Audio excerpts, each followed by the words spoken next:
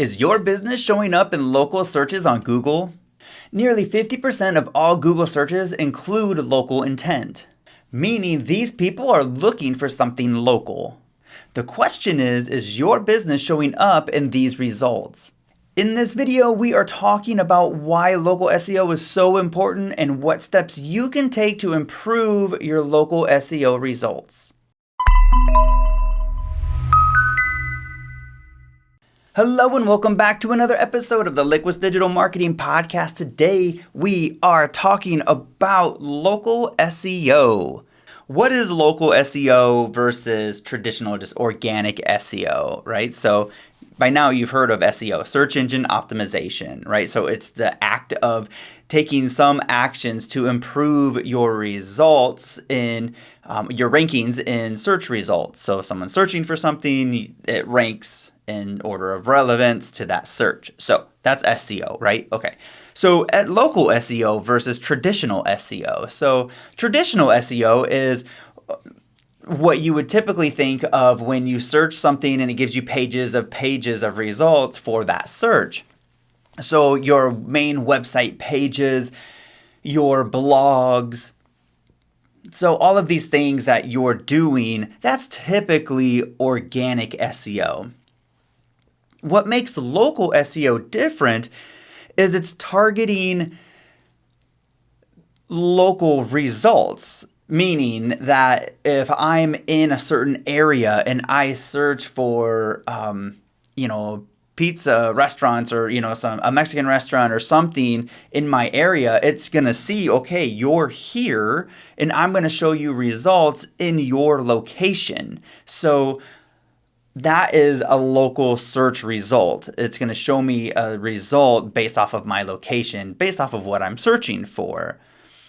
That also includes maps. That includes when you search, it has, it throws local results up at the top. So we'll kind of get into that, but that's really the difference, right? So when we think of local SEO, we're thinking about location. We're thinking about, trying to get into the maps, getting into that upper area on Google searches where you see those local results. Okay, and that's just the big difference in between the two.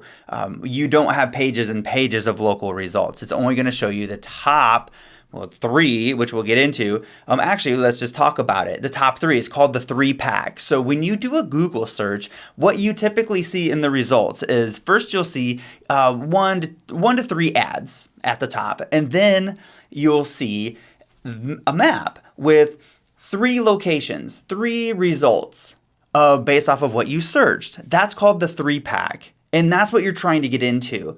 Nearly 50% of Google searches are local intent, meaning they're looking for something in their area. And those local results that they show, that 3-pack, I think if I remember correctly at the graph I was looking at, it's 60%. It has a trust factor of like 60% versus I'm kind of rounding here a trust factor of like 30% for like organic results, right? So those local results that you're getting are highly trusted and mostly clicked on. That's usually what people click on first, especially if they're doing a local search. That's the reason that you really want to focus on local results. You're actually going to get so much more ROI on those local results than you would on regular organic searches.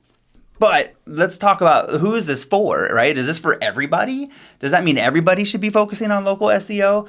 Well, not necessarily, right? So if you are, let's not talk about what you aren't. Let's talk about what you are. So if you are one of these, this is really going to matter to you. So if you're a local company, right? So a restaurant, a barbershop, you have a brick and mortar of any type in multiple locations or a single location.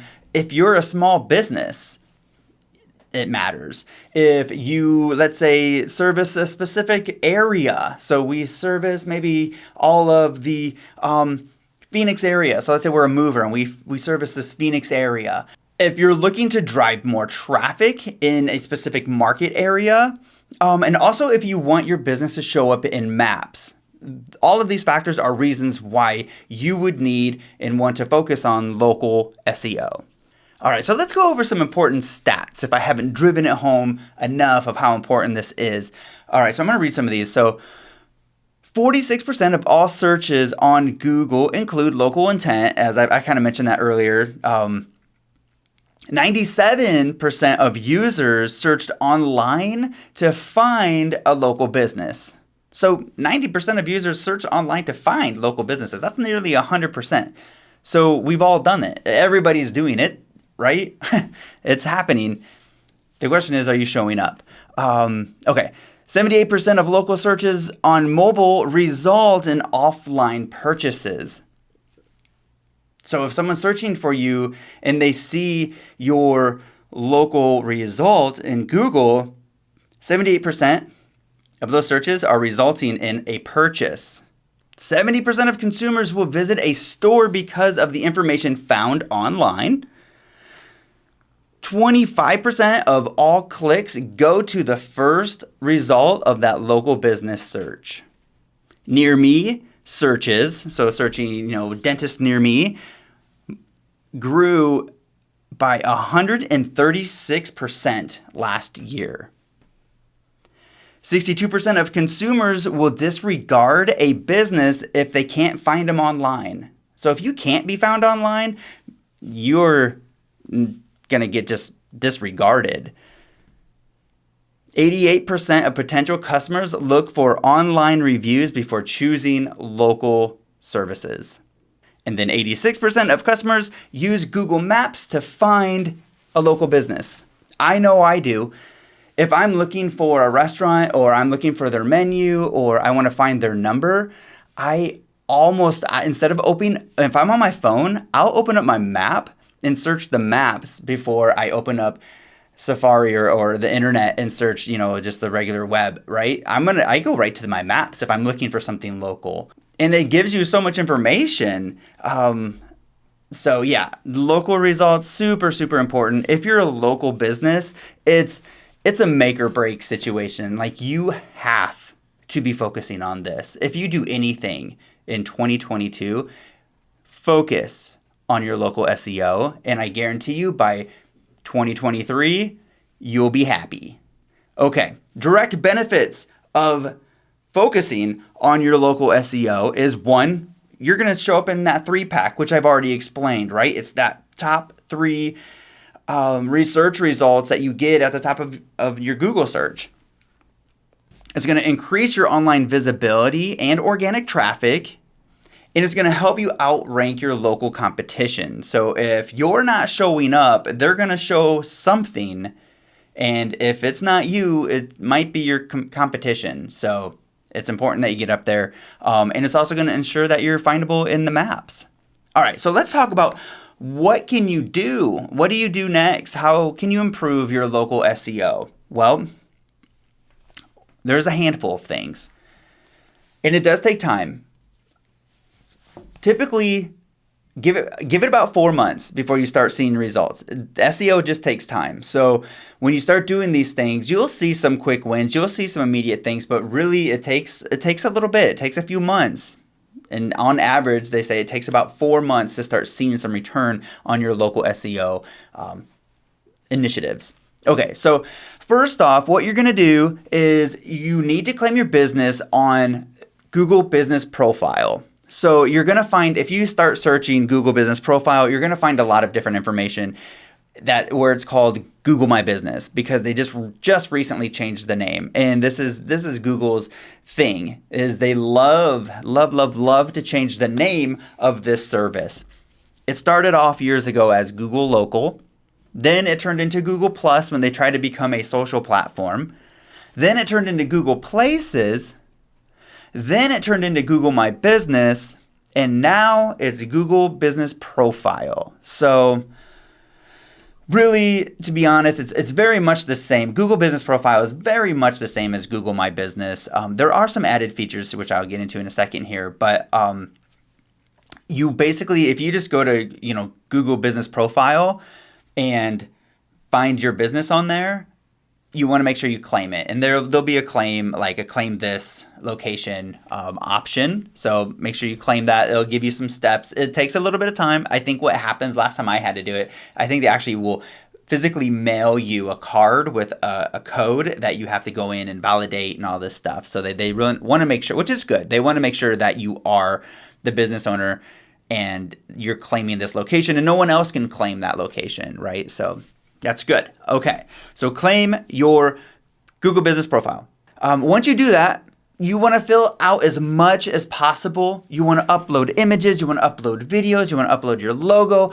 Fill it out as much as you can. The more complete, the better. Google loves to see these profiles be complete and full of content. It shows them that you are an active business. It shows them that you are, putting in and investing into their platform and giving the users as much information as you can, because all they want to do is provide as much value to the people searching for you. So if you're giving value to them, then they will reward you with better results.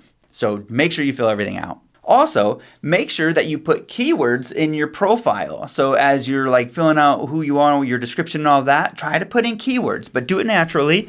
Don't just keyword stuff a bunch of keywords in there. Do it as if someone was going to actually read it. So write for a human. Make sure you put your link to your website in there.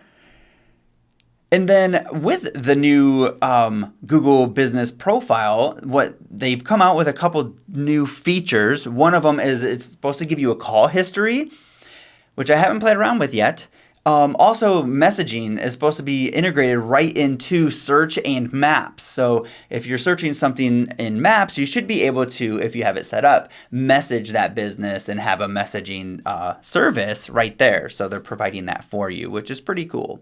Okay, the next thing is to think about when you're optimizing for your local SEO is the searcher's location matters, right? So you can optimize, let's say you have a dentist office and it's called, you name your business Dentist Near Me. I saw this funny meme recently about that. And there's this dentist that named themselves Dentist Near Me. And their URL is Dentist Near Me and everything's Dentist Near Me and optimizing for that. Now, in the organic search results, that's maybe winning on that one. But in local, that's not a win because Google is smart enough to know the person's location. So if I'm in Arizona and I'm searching a dentist near me and this dental office is in Florida that has optimized their local search results for dentist near me, well, I'm not near them and Google is smart enough to know that. So your search location matters. If I'm in one area of a state, I'm not going to see results for another area in the state. I'm going to see stuff that is immediately around me. So if you're testing your search results and you're not seeing yourself, well, make sure you are in the area of your business where you've optimized for because your location will matter. The next thing you can do is NAP citations. So first off, what the heck is NAP? NAP stands for name, address, and phone. So this is your business name, your business address, and your business phone.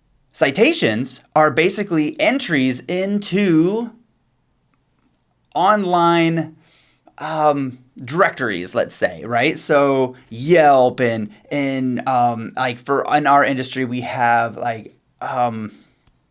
oh my gosh, I can't think of it. Upcity and oh my gosh, there's another one and I can't even think of the names of them. But there's directories, right? There's in every industry there's directories, and then there's just local search directories like Foursquare and Yext and Yelp, and I mean there's a bazillion of them, right? There's hundreds.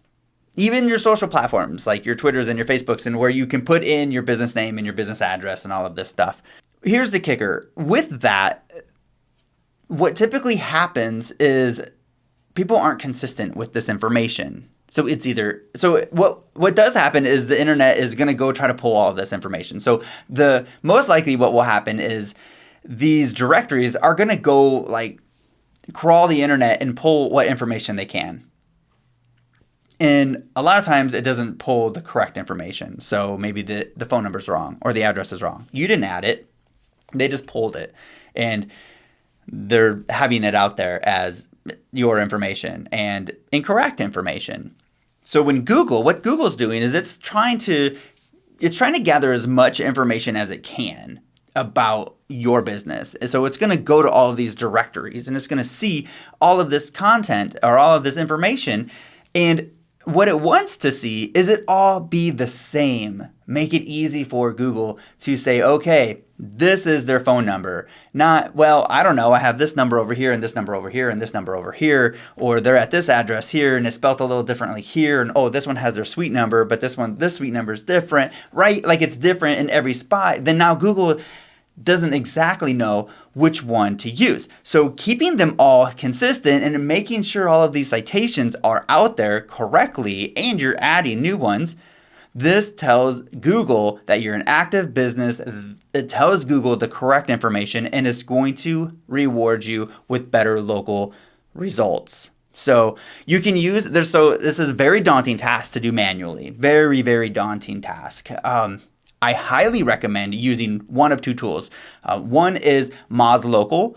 That one's a little bit more inexpensive than the other one I'm about to tell you. And it's a great tool. I actually use it and it's worked well. So I would, if you want to start there, maybe start there. Another one is SEMrush. And I have not used this one yet, but SEMrush is kind of the leader in these tools and it's a little bit more expensive. You might get some better results. Their interface looks pretty cool and they have some cool tools. I would actually recommend checking them out. And if it's in your budget, I would actually recommend SEMrush. I think they're going to give you some better results and some more tools. But Moz Local is good too. And in fact, I stand by them. We use them. So anyway, NAP citations. All right. The other thing is online reviews. So these are a super important thing to tell Google how well your business is, right? It's kind of like the heartbeat of your business. So it's going to look at two things. One is how many reviews, and two, what is the overall sentiment of these reviews? So if you have a lot of bad reviews, it's going to take that into account. If you have one bad review, it doesn't necessarily mean that you're done. It just means, you want to respond to that. You want to really try to drive good reviews. So focus on getting reviews. We use this tactic in our business where we will send out to a customer at the right time a review ask, and it'll say how, we don't just say, here, go leave us a review. We ask, how was your service, and give them two options. It was good or needs improvement, whatever. And if it needs improvement, then it gives them an opportunity to take them right to a form where they fill out and give us some feedback. If they select good, then it gives them the opportunity to go right to where they can leave us a review. So it kind of like fields those reviews and drives good online reviews. Okay. So the next tip is to create a location-specific page on your website. So you definitely want to make sure that you have your name, address, and phone number on your website, right? I would recommend putting it in the footer. That way it's on every page. Super important. But what you can do, let's say you have a service in an area. You can create, I'm going to take us, for example. Let's say we have custom web design in Phoenix, Arizona. We could create a landing page just for that, where all of the SEO stuff is geared toward this keyword phrase and our local search results. So we could have that in the URL. We can have that in what they call the H1 tag. That's the heading tag in your page. So you should only have one heading tag. Have that keyword in that heading tag, and then have related keywords in H2 and H3 tags down lower in the page. As you create content for this page, it should be written for human, not for robots. People should be able to read it, but you want to try to integrate your keywords in there, such as, web design in Phoenix, custom web designers, whatever, right? So you got to integrate your keywords inside of this page naturally. Obviously, like I said, you want to have your NAP, your name, address, phone number, and you want to embed a Google map into this page. And take it one step further. If you can create a video and upload it to YouTube, when you upload it, make sure you have the videos in the name, the file name of your video. Make sure you have your keyword phrase. In the title, have the keyword phrase of this video. Then take that video and embed it on this page. that is going to really, really help you with your local search results. One other tip is with your images that you upload to this page is you can actually go to a website called, I think it's Geocode, and you can put in your location of this image and give it a title, and in your alt tags, put in the keyword phrase. So that way, you're kind of geotagging these images, so even the images are a location. So it tells Google what this page is and where this page is located. So, all right, there you have it. There are the things to do to increase your local SEO results. I highly recommend, if you are a local business or a small business of any kind, that you really, really focus on this. You're going to probably get way more return on your investment with local SEO versus organic SEO. Now, I'm not saying ignore organic, but I would really, really focus on the local SEO. And it's worth paying a little money to get some results in this. So using the tools or using some company that can help you with this. All right, if you found this valuable, please leave us a review. We'd love to hear your feedback. And don't forget to like, share, and subscribe. We'll see you in the next episode.